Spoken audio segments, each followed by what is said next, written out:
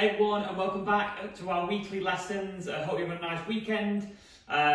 2 weeks to go now until we get back to the golf course, so keeping the content coming, keeping some little tips going, just little nuggets that hopefully you can take forward, jot down when we get back to golf. We're going to be playing, hopefully, some good golf on the golf course. So we're going to keep the sessions going as well. So we're planning, out of lockdown, we're going to plan a nice series of tips which are going to drop every Sunday, every Wednesday for all our community members of the LLG website. So it's not going to stop in a couple of weeks' time. We've got a brand new offering coming, free coaching tips that will really help you hopefully on the golf course and keep the game progressing no matter where you are in the world. So look out for some more exciting announcement on that in the coming weeks. Tonight's session, how to improve your scoring on par threes. So this is something which, certainly when I played a lot of golf, the par threes are often an overlooked area. We try and hit the ball as far as we can on par fives, on par fours, but often the par threes can be the ones that really, trip us up a little bit with our scores. So how can we approach these differently? So I'm going to talk through a couple of strategy ideas tonight just to see if they help. Just some things I'd see on par threes as well when playing with amateurs on the golf course.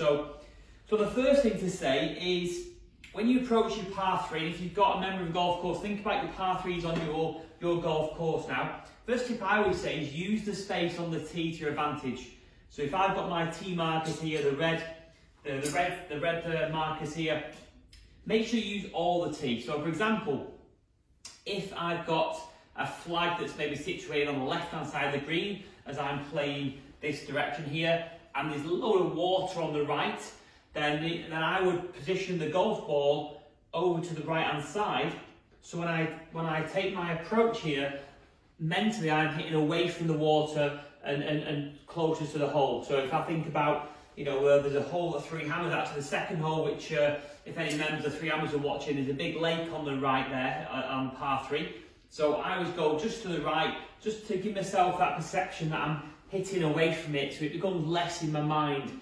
So often position on the tee is something which you can explore to help move it around. Even if you're going the opposite can apply. Move it to the left here and hit it towards the flag. The flag's on the right. Bear in mind as well, you are allowed to stand outside the tee markers when you're teeing the ball up, just to give you a better angle to the flag. So that's something to definitely bear in mind on par threes.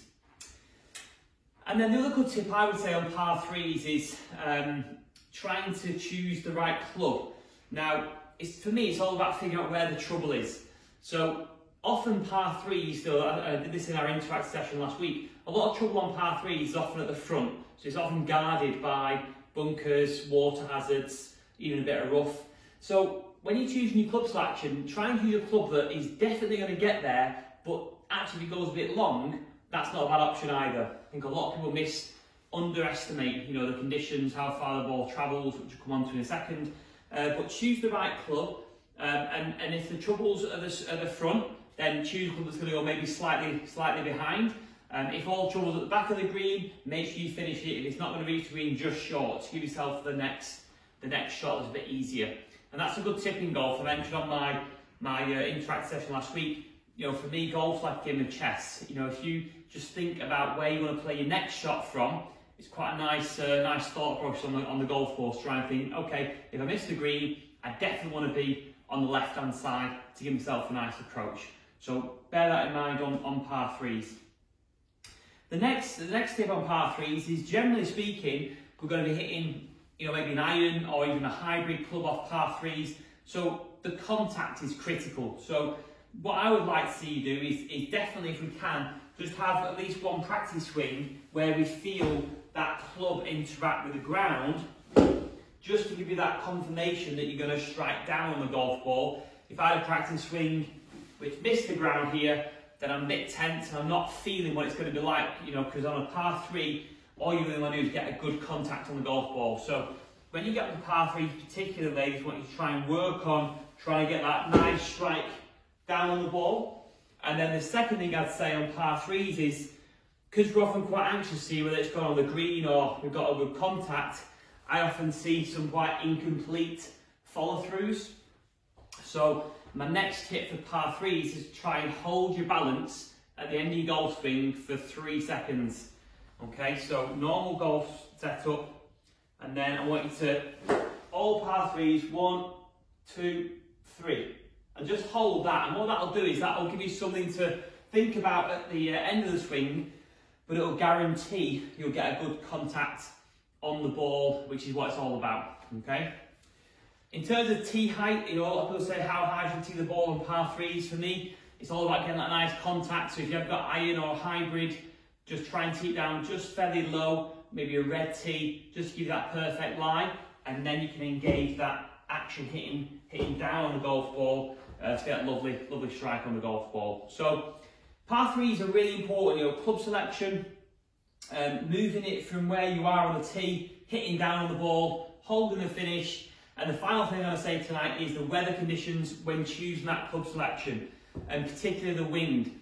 Really interesting stat we come across last week in our Zoom session, whereby how much more the ball is affected into wind versus downwind. So if you have got that into the draft on par 3s, and we're getting up to like 20-mile-an-hour winds, which won't be often can in this country, you know, you're going to be up to like 3 clubs more. So, you know, don't underestimate how much more you need to take in the wind.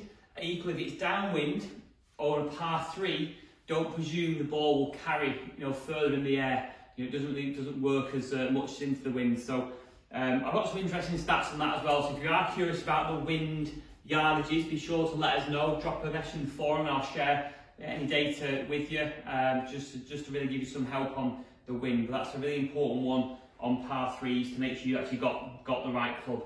But yeah, par 3s, think about your golf course, think about how you're going to strategize on par 3s from now on.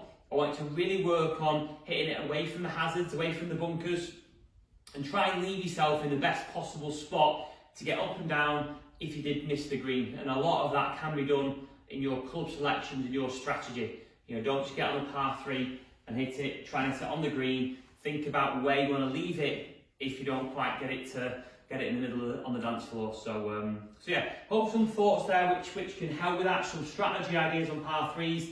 And then, you know, keep a track of them as well. Just note down on your scorecard how you're doing on the par 3s, you know, and see if that's an area where you need to improve on, or whether you're pretty strong already. It's good for confidence if you are great on par 3s. But I know for me, when I played a lot, when I scored well on the par 3s, I generally scored well overall. So definitely an area to keep an eye on.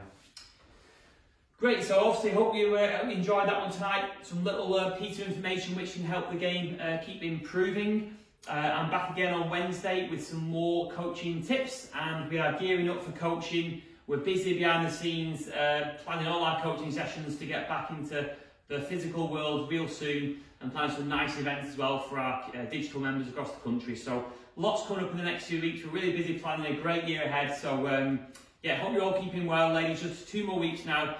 Yeah, stick in there, and I'll see you all very soon.